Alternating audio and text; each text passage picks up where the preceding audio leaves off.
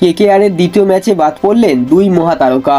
জয় ফিরতে কোন মহা চমক দেবে কলকাতা নাইট রাইডার্স, এই সব কিছুই জানবো আজকের এই ছোট্ট ভিডিওর মাধ্যমে।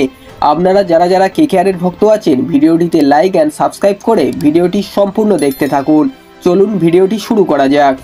আরসিবির বিরুদ্ধে প্রথম ম্যাচে হার দিয়ে আইপিএল 2025 অভিযান শুরু করেছে defending champion Kolkata knight riders. 26শে মার্চ বুধবার অ্যাওয়ে ম্যাচে রাজস্থান রয়্যালসের বিরুদ্ধে খেলতে নামবে কলকাতা নাইট রাইডার্স।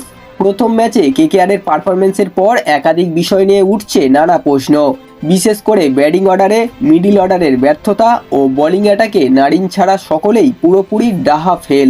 রাজস্থান রয়্যালসের বিরুদ্ধে প্রথম ম্যাচে যাবতীয় ভুল ত্রুটি শুধরে নামতে চলেছে কলকাতা। একই সঙ্গে জল্পনা তৈরি হয়েছে প্রথম ম্যাচের প্রথম একাদশে কোনো পরিবর্তন করবেন কিনা তিনবারের আইপিএল জয়ীরা।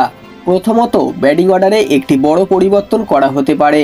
প্রথম ম্যাচে ব্যর্থ হয়েছিলেন কুইন্টন ডি কক, সেই জায়গায় খেলানো হতে পারে অপর এক বিদেশি উইকেট কিপার ব্যাটার রহমানুল্লাহ গুরবাজকে। এর আগেও কেকেআরের হয়ে ওপেনিংয়ে অভিজ্ঞতা রয়েছে গুরবাজের। এছাড়া বোলিং অ্যাটাকে একটি পরিবর্তন হওয়াটা মোটামুটি পাকা হিসাবে ধরে নেওয়া হচ্ছে। প্রথম ম্যাচে স্পেন্সর জনসন ডাহা ফেল করেন, সেই জায়গায় খেলানো হতে পারে Protea speed star Anrich নোকিয়াকে।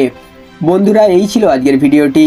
IPL 2025-এ আপনারা কাদের ফ্যান অবশ্যই কমেন্ট করে জানাবেন। ভিডিওটি ভালো লাগলে একটা লাইক করে দেবেন এবং এই ধরনের ক্রিকেট নিউজ সবার আগে পাওয়ার জন্য চ্যানেলটিকে অবশ্যই সাবস্ক্রাইব করে দেবেন।